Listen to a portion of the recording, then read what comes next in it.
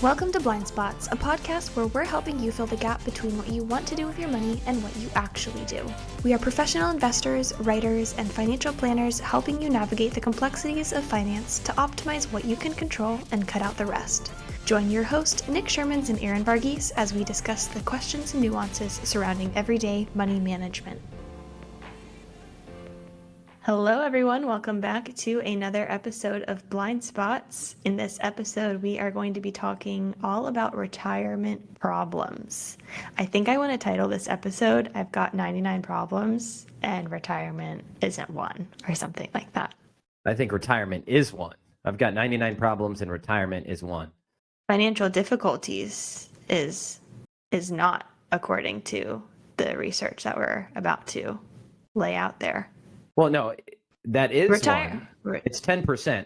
Some of these other things 10%. That we're going to talk about are weighing on people's minds more than financial difficulties. And this is for people that are already struggling.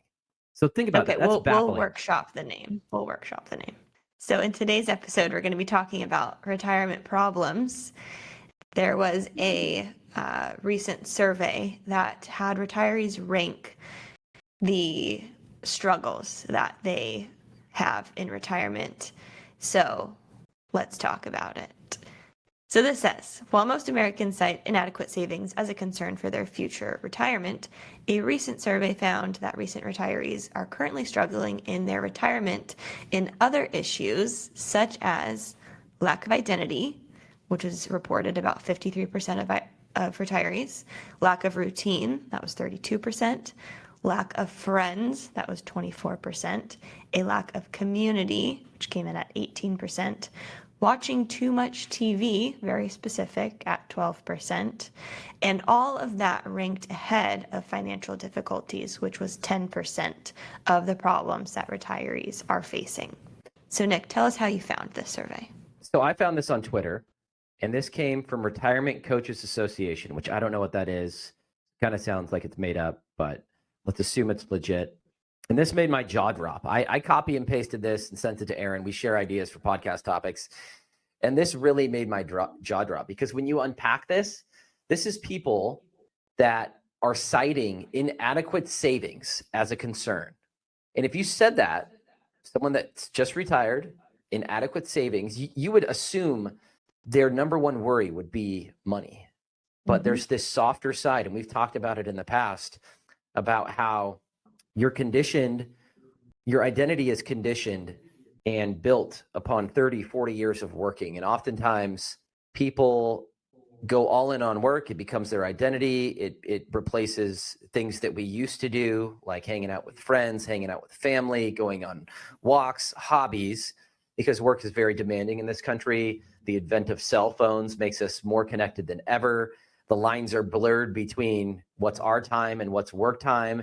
It's further amplified by the pandemic, because those of us that work from home during that time, it's really tough to separate the two, the family life, the personal time, and the work time. So I think this is just a cocktail of post-pandemic issues mixed with the new way of working, and how many people aren't thinking about the softer but important habit shifts and routine shifts that come with retiring. So there's a lot of things on the planning side that we do to help our clients prepare for retirement.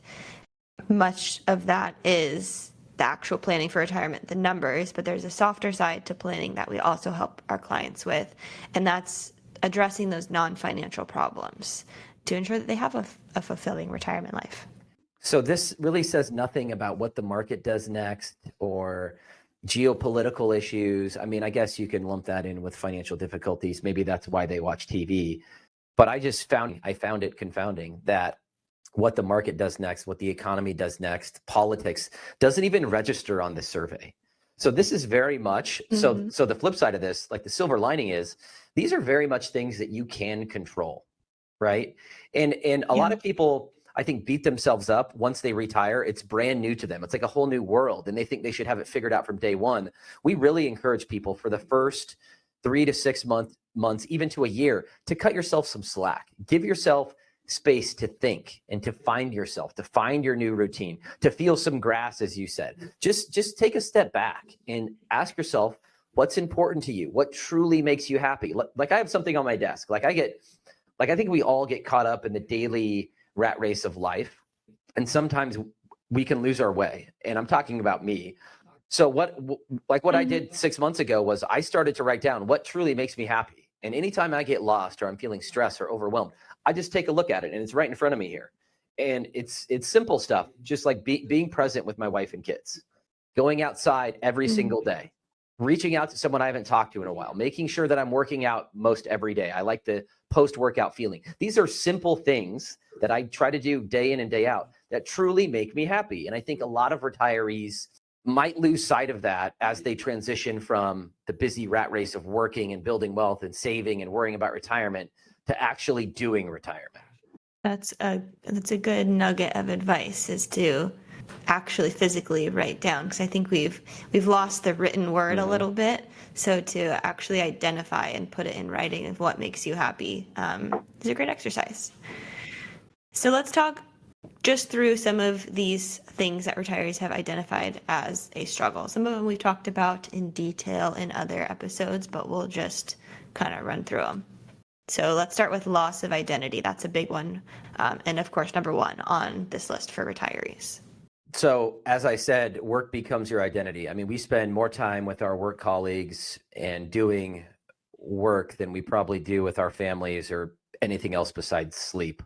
So that can become ingrained in your identity. And I mentioned the work from home thing and merging the lines between personal and work time. I think all those things kind of contribute and add up to we define the way we feel about ourselves based on our work or where we're currently at in the corporate hierarchy. If you have your own company, our corporate success, our career success, we often tie into our own self-worth, which I'm not saying work's not important and you shouldn't worry about that, but I'm all about balance. Like I'm a firm believer that I'm a firm believer that too much of anything, even if it's a good thing, can throw you out of balance. So I can't tell you how to create that balance. For me, it's family, it's golf, it's friends, it's family. So find what can balance you out and focus on that, because too much of anything is a bad thing, in my opinion. I've always thought that it's interesting, and it's good that you mentioned earlier that specifically in this country, we put a lot of weight on it. Like when you meet someone new, it's what's your name? Yeah. What do you do? And that is how most people introduce themselves. That's how a lot of people find connections, is through just their job, because like you said, that's what we spend most of our time doing. And there was, I can't remember if it was on Twitter or what, but I saw that, in America, that's how we introduce ourselves. What do you do? It's your job. In other countries, I think it was specifically Greece, but I think Europe, it's pretty common too, that when you introduce yourself, what do you do? People don't talk about their day job. They say, I'm a painter, more so their hobbies. I'm a runner. I'm a biker.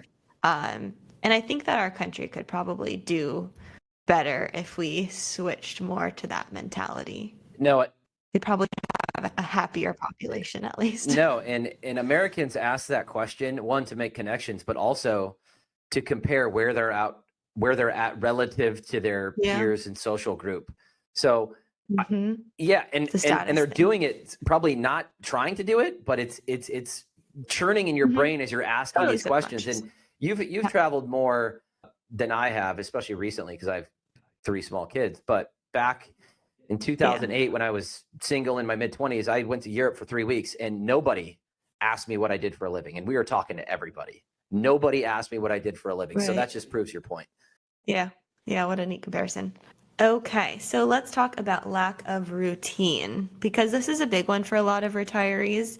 I always talk to clients about, there's this switch that happens when you go from working to retirement, and we find that retirees go down 2 paths. It's either I have more things to do than I ever thought I would. And oftentimes people will say, I don't know how I ever had time to work before, which is great. That's a really healthy way to live retirement, I think. But the other side of that is you're out of this routine, and that constant of, 9 to 5, Monday through Friday, you have your weekends to yourself. all disappears, with the flip of a switch. And that's really difficult for a lot of people. Well, I'm just thinking, so as you're talking, I'm thinking about my own routine. So on Tuesday and Wednesdays, I'm always in our Lake Oswego office. For those of you that don't know, I live in Camas. So on Monday night, on Tuesday night, I have to get up very early. I'm in bed early. My wife makes my coffee so I can press a button the next morning. It's there. I take the same route to work. I lay out my clothes before. I lay out my clothes the night before. I'm checking my schedule for meetings. It's a very regimented routine when I'm in Lake Oswego. If someone took that away, I wouldn't know what to do on Tuesday and Wednesdays. I would be lost for a period of time. And that's what happens to folks. They have a very predetermined routine. Once they're working, you take work away, and the world is your canvas, which is great, but also people don't like change. That's uncomfortable. That's a period of transition. And I think if you're not intentional about it, you can pick up habits that maybe get you going in the wrong direction. And that's hard to reverse. Yeah, I always think about, this just popped into my head from Atomic Habits, how you can get 1% better every day and you're X amount further ahead than you are on day one. But the negative effects of building bad habits is that much worse. So what do you think in terms of retirement are just kind of some examples of things that people could put in place to help form those good routines? I have a few. I've heard of people going on a morning walk. I've heard people walking their dogs in the morning, or doing the hard things first. So if they have to do yard work or something that they don't want to do, they'll do that first. They'll set aside time to work out. They'll set aside time to be social with friends or go and see family. So it's just an intentional approach. Maybe they'll play golf on Tuesday and Wednesdays with the same group. Maybe they'll save the weekends for doing a local beach trip or a mountain trip or what have you. So it's just more of a planned agenda rather than being a free agent. And back to your comment, I think James Clear, the author of Atomic Habits, said, if you're doing the right thing day in and day out, time becomes an ally, right? If you're doing the wrong thing day in and day out, time becomes your enemy. And I think that's a really good way to say it. I think about diet. Like if I'm eating the wrong things every single day, I might not feel it after a week, but after a year of eating Burger King and McDonald's, I'm probably going to be a gross slob. So I think that's a really good example of how small things can equal big things as we play the movie forward. Yeah, I like that. That's a good way to put it, of just be intentional, plan your day, because your new job, for lack of better terms, is to be retired and to do the things that you want to do. That's why you've worked for so many years, is to be able to enjoy that time. So I think while we're working, we're always forward thinking of, when I hit this point, I'll be able to do X, Y, Z. And I think there's so many retirees that say, when I retire, I'm going to do this, and that. And then they actually hit retirement, and it's like you're kind of lost without. So what you're saying is profound. Good advice. Because a lot of people, when they're working, they're getting ready to do something. Just wait till I retire. I'm going to do this. So once you actually retire, identify the things that you want to do and do them. Like life is basically all your moments and experiences stacked up on each other. And I think people tend to hoard money because they're worried about whatever, but you really work to trade your money for experiences. And I think so many people wait until they're old or in poor health. And at the end of their life, they've got a bunch of money, but they've passed on so many experiences that they could have had. So identify what you like to do and cut it loose and do it. Okay, moving on to number 3 on the list is lack of social connections. And let's lump this in with the next one too, lack of community, because I think they go hand in hand. Yeah, and this one is kind of delicate because I think COVID changed the way people acted to their neighbors, to their community. I've got a neighbor that moved here from Texas. In pre-pandemic, we used to hang out with them all the time. Our kids would play. Their kids are a little bit older, but we were friendly. Like we'd go over there. He'd come over to our house. Post-pandemic, like we haven't seen them at all. And our group of trick-or-treaters went to his house last night, and he said that he didn't have any candy. And I thought that was weird, but that's a different conversation. So the point is he's withdrawn himself, and I can't be in his shoes and know what he's going through. Like there could be something sensitive there. So I'm not going down that rabbit hole, but I'm just saying pre-pandemic, post-pandemic, completely different. And I think a lot of people have fallen into that Mhm. trap. And what I would say is nothing good happens inside your house. So put yourself out there, change up your routine, get uncomfortable, join a club, join a group, talk to a stranger, strike up a conversation at the mailbox with a neighbor that you don't know. These things that we used to take for granted Mhm. pre-pandemic have become more of a rarity. And now it's almost like if you strike up a conversation with a stranger, someone, you might think, oh, hey, that guy's weird, or that gal's weird. Like, I don't know that person. So just getting back Yeah. to the human tendency of being social beings and not being so guarded, like putting yourself out there. I always tell my kids to go first. Like, if they don't know someone, go first and introduce yourself. So that's the way I think about it. Yeah. Yeah, the other side of that too is that we're Right. also connected online through social media and what have you, that the in-person connections have become what feels like fewer and far between. So I mean, I guess just like you said, you just have to get Yeah, and I out think there. some people mistake the social media connection as true human connection. I mean, for those of us that have Mhm.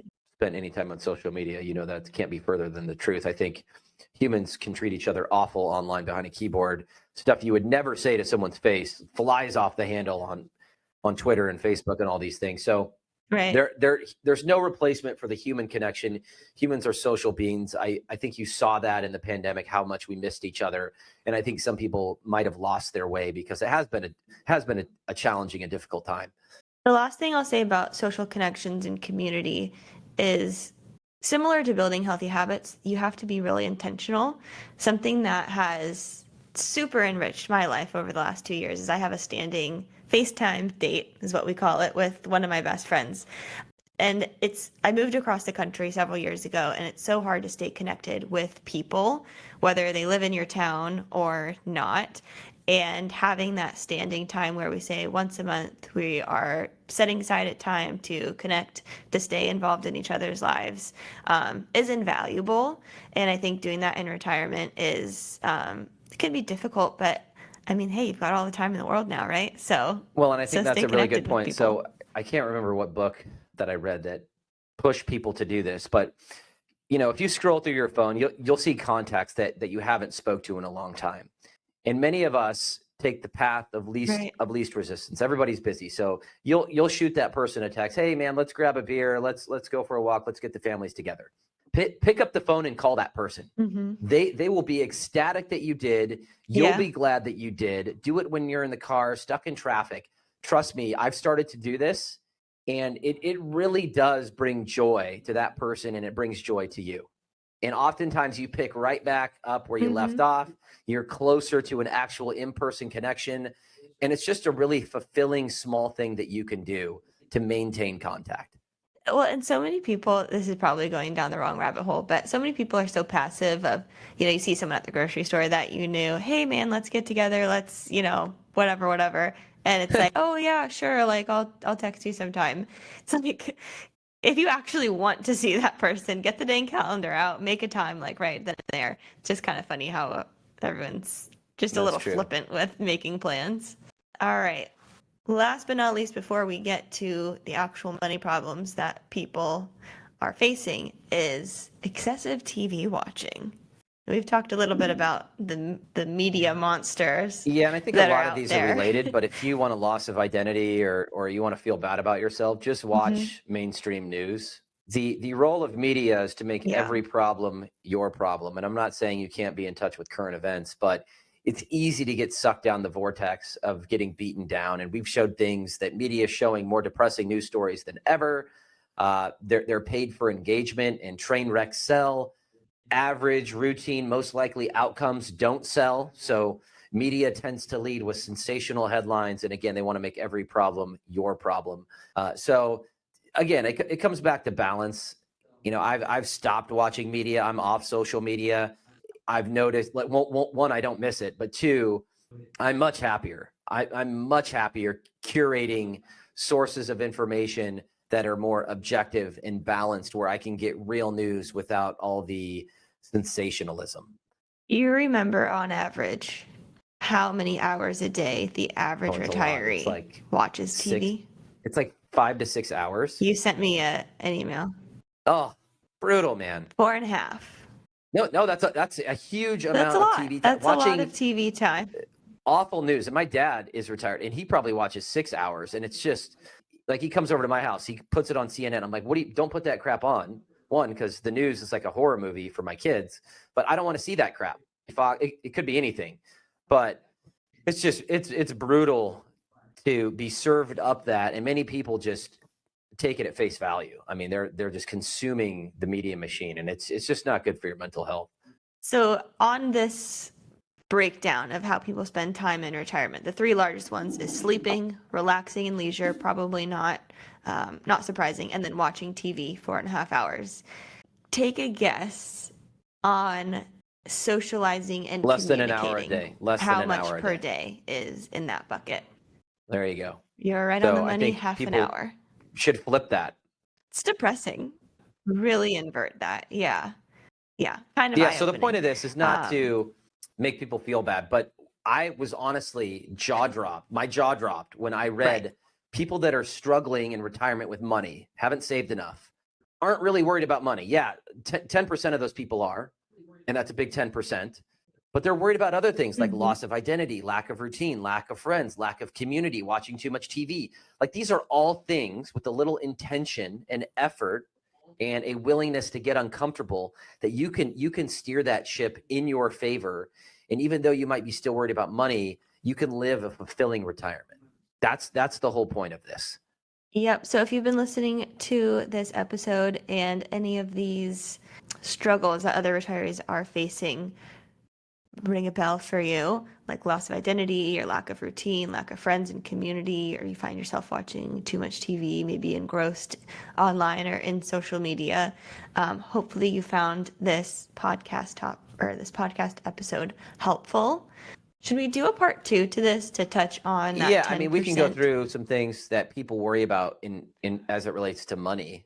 But I also want to wrap up this one with a lot of people are struggling with this. So if you're struggling with this, don't beat yourself up. Many people are in the same boat, but I think the first step to solving a problem and making progress is understanding the problem and acknowledging it. So that's what we're trying to do, is raise awareness, letting people know that hey, going from working for 40 years of working and building wealth, suddenly being a free agent and being retired, there's going to be a period of transition, and it's not always riding off into the sunset and peaches and cream. There are some difficulties that come with downshifting and going into retirement.